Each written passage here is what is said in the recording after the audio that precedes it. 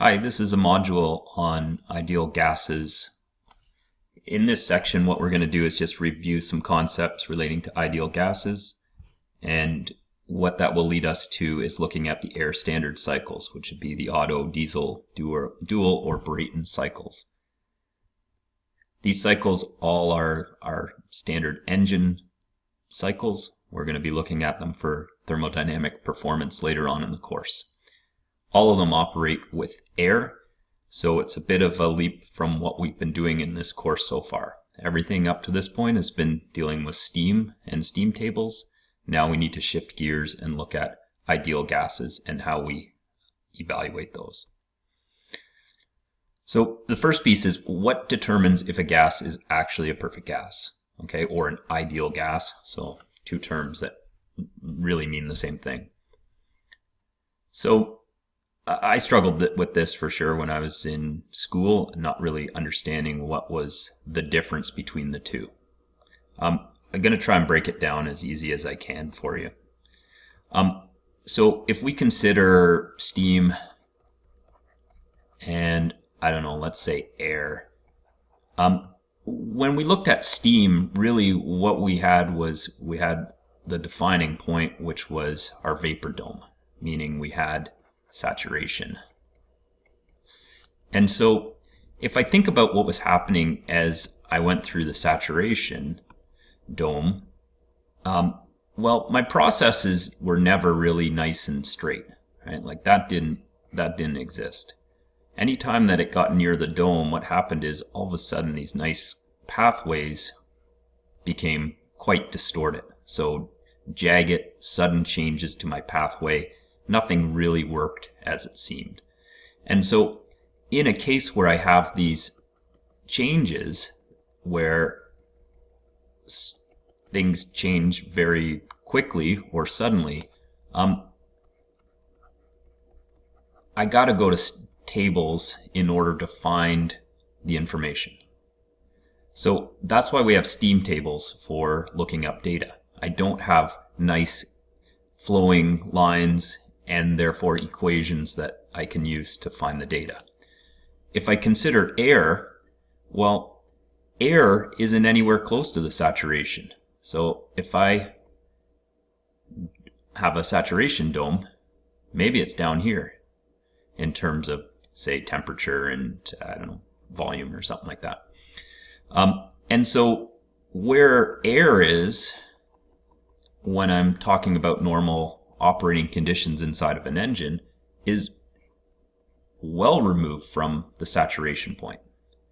And so while pathways down here become distorted because of the saturation, the further away they are, the more straight and normal my pathways exist. And so what happens is I have equations that can give me the information that I need for air, as long as it's far enough away from the saturation point, compared to steam, which is close to the saturation. And so because this guy is, I don't know, like extremely superheated, we could think,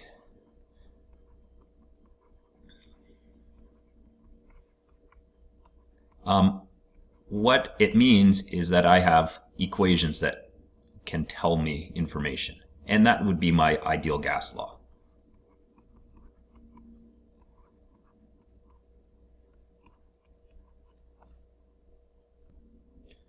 So in your supplement, in the thermodynamics section, what you have is this piece.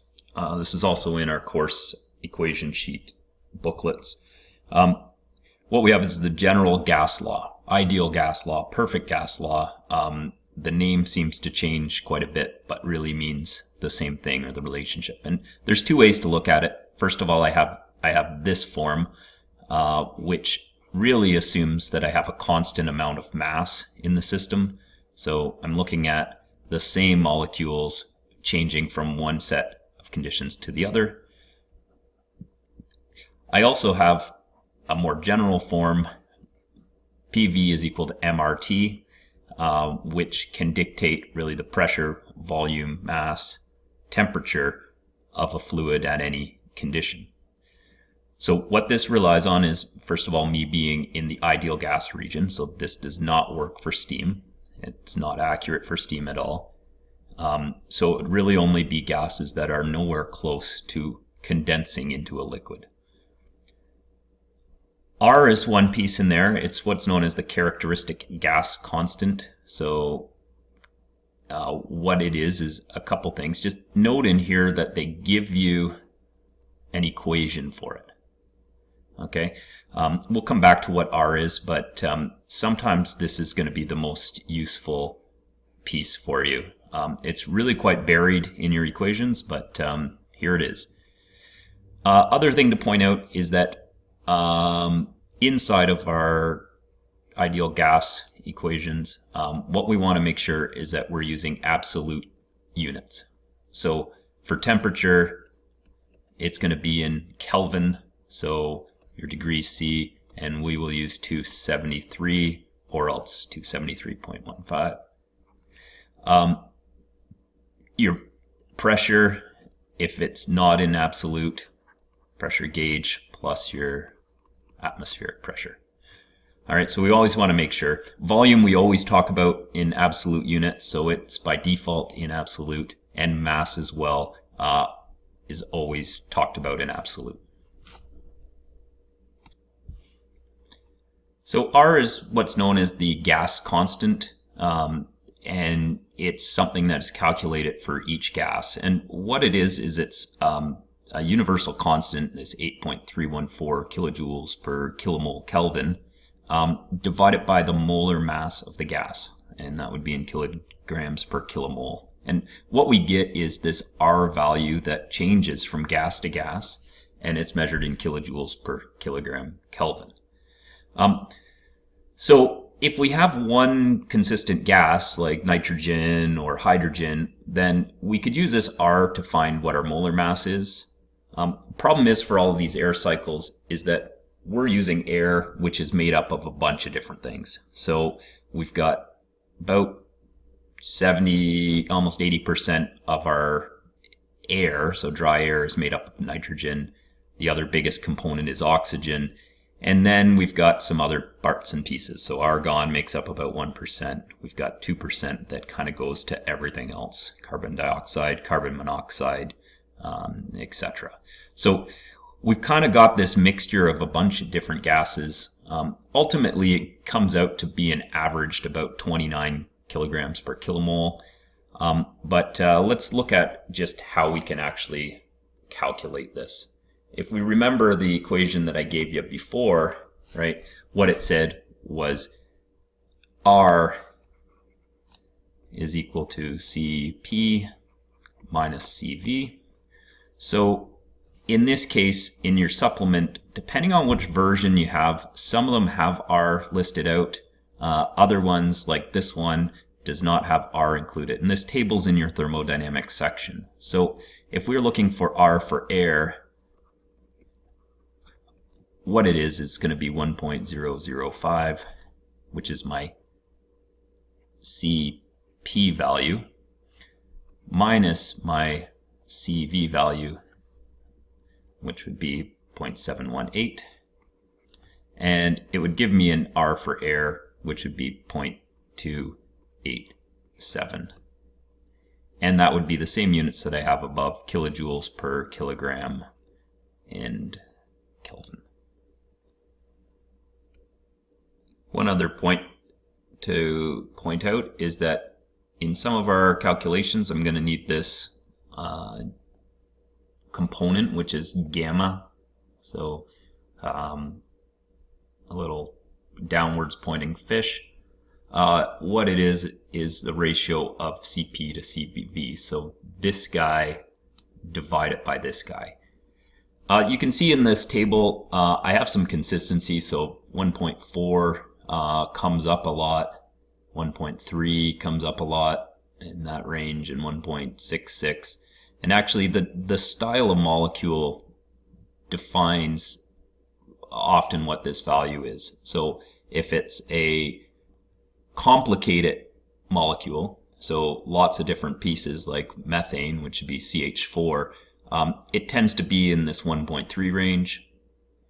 if it's a diatomic molecule, so 2, so like O2 or N2, tends to be 1.4. And if it's on its own, so helium doesn't bond with anything, it's inert, it's just He, 1.66.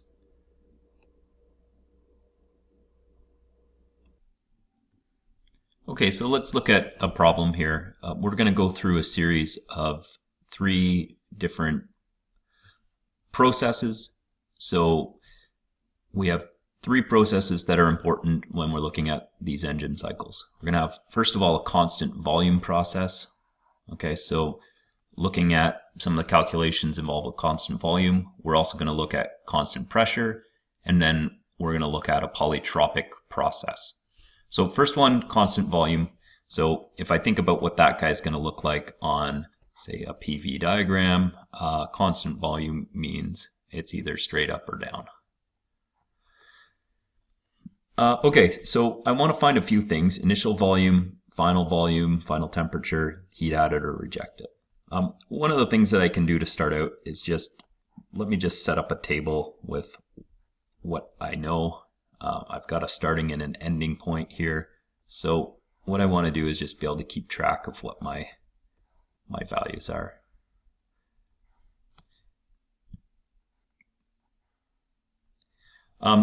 So my pressure at 1 starts out as 3 bar and it ends up as 1.5 bar. Typically I'm going to use stuff in kilopascals, so 300 kilopascals and 150 kilopascals. Volume is constant, so really I have no change through the volume, and temperature starts out at 315 Celsius. Now don't forget that we need absolute units here, so my temperature is going to be equal to 315 plus 273, and it ends up being 588 Kelvin. Okay, so now I can kind of start getting into the meat of my equations here. So what I want to find is initial volume, and since I have an ideal gas, I know that it's going to follow the equation PV is equal to mRT. Now I want to make sure that I'm being consistent with the units that I'm using. So let's say that I always want to take from point number 1. So I only want to use this column. So if I'm trying to find my V1 is going to be equal to mRT1 all divided by P1. Mass I know, it's 1 kilogram. R I don't know. So in this case what we'd have to do is figure out R. If we recall back to the slide before, what I did was I calculated it out. So 0.287 kilojoules per kilogram Kelvin. So V is equal to 1 kilogram times 0.287 kilojoules per kilogram Kelvin times the temperature, 588 Kelvin, and then divide it by 300 kPa. Now I've left it as kPa so that it cancels itself out or eliminates the kilo. So pascals are newtons per meter squared, joules are Newton meters, so everything works out in terms of units. And if I calculate this out, what I get is going to be 0.5625 meters cubed. So initial volume 0.5625 meters cubed. Final volume, since it's constant, another way to think of that is that it's a rigid vessel, so it doesn't move or change in shape. 0.5625 meters cubed. Okay, so then the next piece that we're going to look at is the final temperature. So temperature is going to be calculated. I can do it two different ways. I can figure it out using my PV is equal to MRT. I also have the form of the equation where PV over T is equal to PV over T. So 1, 1, and 1, 2, 2, and 2. Since I know that V1 is going to be equal to V2, these guys disappear out of the equation, so they don't affect anything. And really what I have is a ratio of the pressure compared to temperature is equal to the pressure compared to temperature. So if I rearrange this guy to solve for T2, T2 comes over, P1 comes to the bottom, T1 goes to the top, and so what I'm left with is P2 divided by P1 times T1.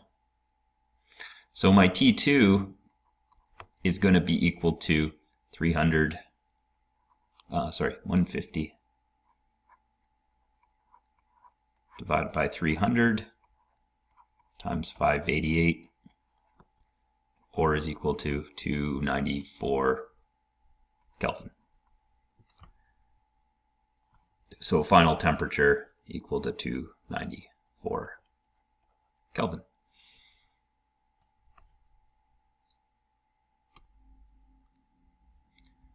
So last thing that I want to be able to do is calculate the heat. So the heat added or rejected. So the question is, how do we figure that out? So all we've got so far are ideal gas law relationships. Let's go to our academic supplement, and what you'd find is that you've got a table that looks like this inside there, and what it lists out are all of the different thermodynamic equations for specialized ideal gas situations.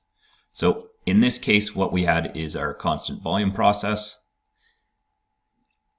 We saw we had the relationships of temperature and pressures, those ratios that we worked out actually and used in the previous section of that question.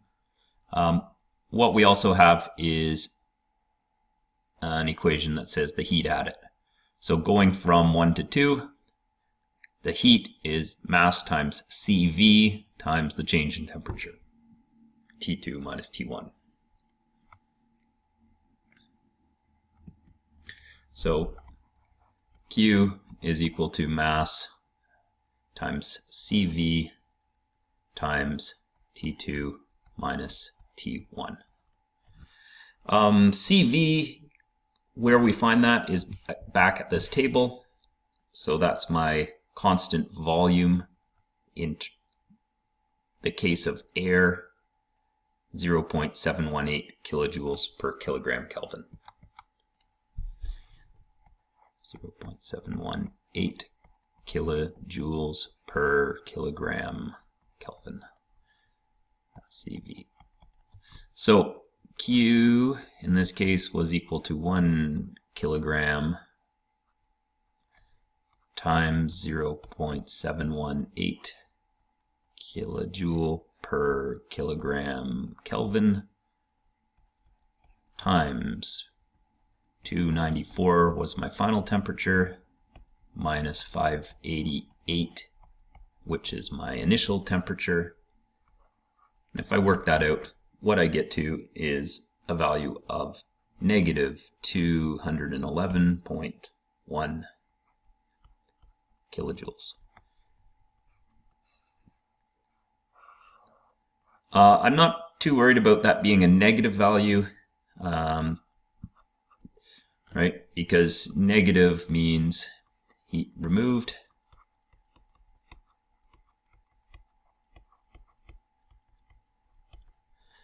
Which, oops. In this case, when the vessel was cooled, hopefully it did lose some heat. So negative Q made sense to me. Okay, here we have a constant pressure example. So in this case, pressure remains the same and other factors are changing. So we're adding heat to air and it's going to expand. And it's at a constant pressure of 1 megapascal. I'm going to add in a certain amount of heat and I have some initial conditions. And I want to know what's the final temperature and the volume of the air. So a couple things that I want to do. So first of all, if I think about what this process looks like on a PV diagram, constant pressure means moving across left to right.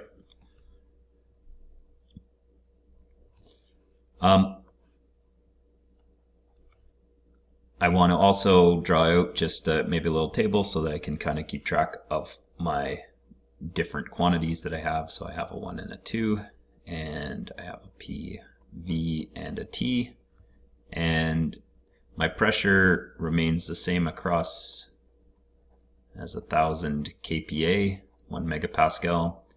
My volume starts out as 10 liters, so 0.01 cubic meter.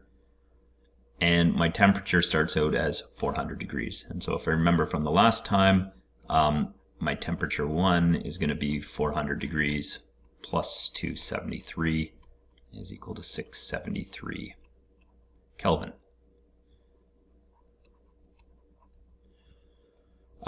And I want to be able to find V2 and I want to be able to find T2. So a couple things that I need to do in order to get to this point.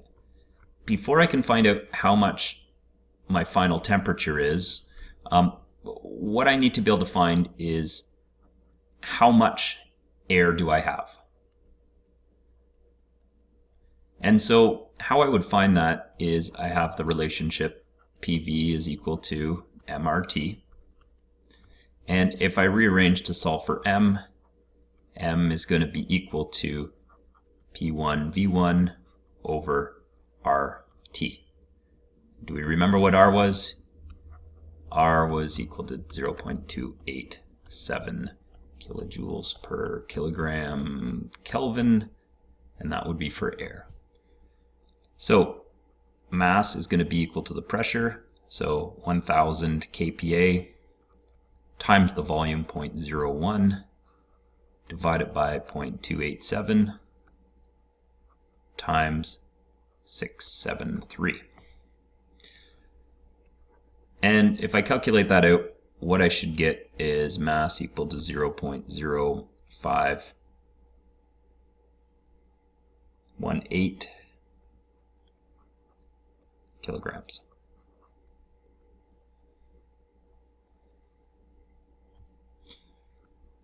So now that I've found that, I can start looking at what the final temperature is, because I'm given a fixed quantity of heat that's at it, and depending on how much I have, if I have a lot of air, that's not going to increase the temperature very much. If I have a very small amount of air, it's going to increase it a lot. So that 10 is really going to be influenced by or influence how much temperature change I have, which is going to be related to mass.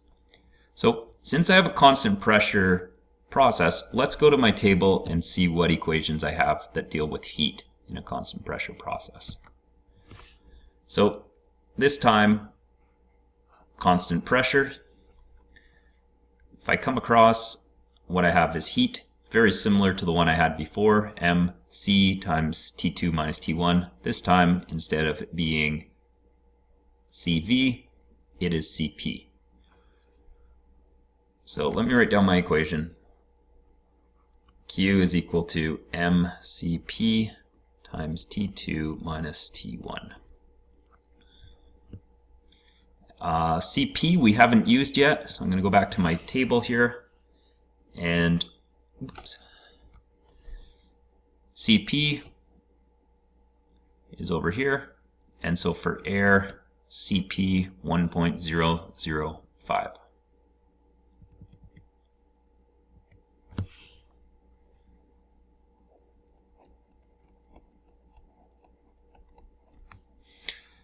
All right, so 10 kilojoules is equal to 0.0518 kilograms times 1.005 kilojoules per kilogram Kelvin.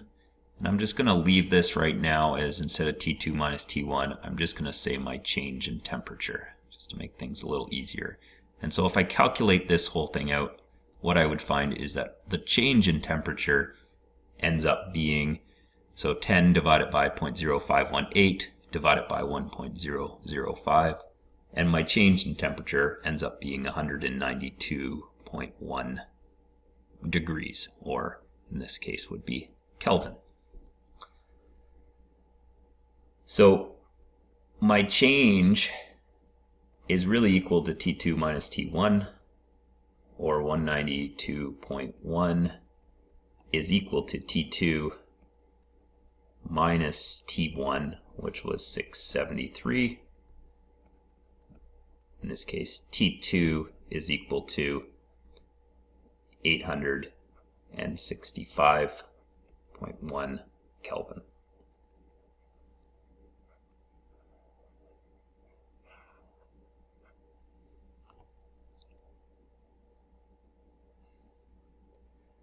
The last thing that it was wanting to know is the volume of air.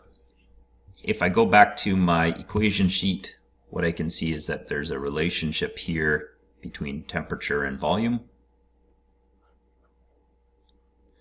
And so if I apply this relationship, so T1 over T2 is equal to V1 over V2, running a little tight on space. Here. So T1 over T2 is equal to V1 over V2. So a change in temperature has the same relationship on a proportion basis as the change in volume. So T1 673 over T2 865.1 is going to be equal to 0.01 over V2. And if I work out that relationship, so either cross multiply or rearrange your equation, what we would get is V2 equal to 0.0128 cubic meters, or 12.8 liters.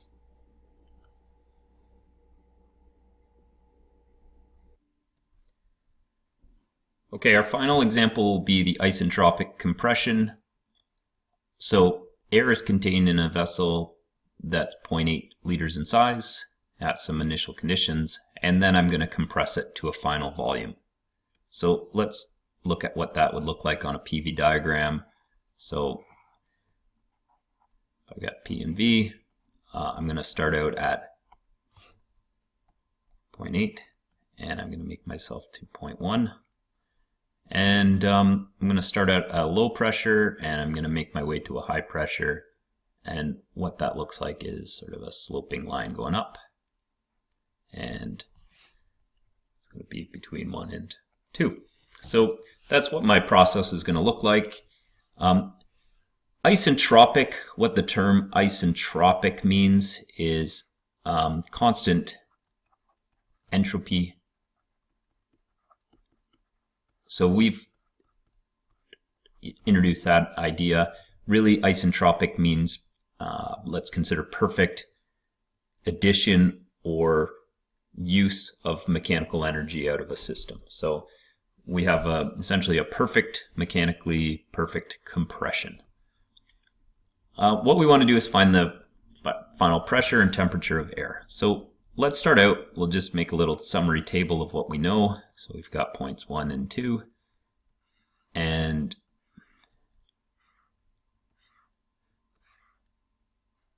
so what I know is I start out with a pressure of 150 kPa. My temperature is 300 Kelvin, so those guys are already in absolute units, so I'm happy about that. And then what I have is a volume, and usually I'd put that into cubic meters. I'm just going to leave it as liters at this point, and we'll see why when we get into our calculation. Eventually it gets to 0.1 or 0.1 liters, yeah. And what I need to find is going to be pressure and final temperature. Okay, so let's go and look at my table and just see what I have for equations. So for isentropic,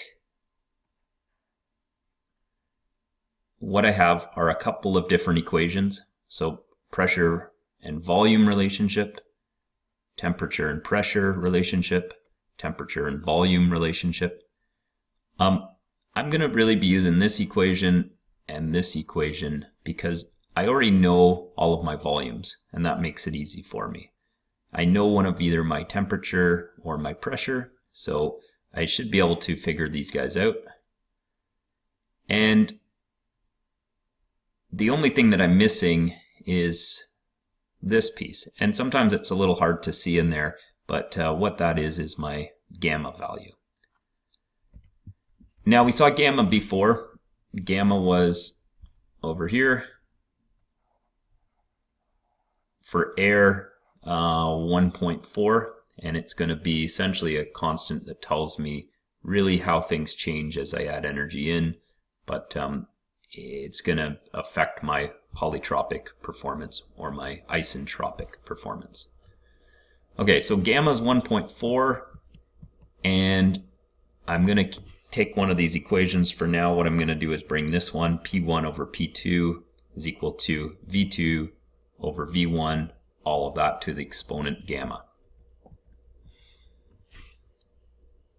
Okay, so gamma is equal to 1.4 for air, and what I have is the equation P1 over P2 is equal to V2 over V1 to the gamma. Now, if I look at this equation, I've got some problems with it. And one of the problems that I have is that what I'm trying to do is I'm trying to solve for P2. But P2 is down on the bottom. And if I think about what I'm going to have to do, I'm going to have to bring it across to the top. I'm going to have to bring all of this exponent down to the bottom of the other. And what do I do with the exponent? This can get really nasty pretty quick. So here's my suggestion on how we deal with this. Because these guys are just ratios, P1, P2, V2, V1, what I can do is I can switch numbers. Okay, so if I have 1s and 2s, well, really what I could do is I could consider really this guy to be 1 and 2, right? It doesn't, the numbers don't really matter. It's only going to be the starting and ending point that matter. And so as long as I'm consistent about swapping these guys out, I can change this equation around to whatever is most convenient for me. So instead of 1s, I could do 2s. Instead of 2s, I could do 1s. And so what the equation ends up looking like, once I've modified it, is going to be P2 over P1 is equal to V1 over V2 to the gamma. And that becomes really easy because what this guy turns into really is P2 is equal to P1, which I know, times V1 over V2 to the gamma. So this guy, P2, is going to be equal to P1, which is 150, times V1, 0.8, divided by 0.1, all to the exponent 1.4. I've left that just in liters. As we can see, we have a top and a bottom. The units are going to cancel out. If I had it in liters, cubic meters, doesn't really matter. It's going to cancel out for this form of the equations. And so what I would find is that my P2 value ends up being 2756.9.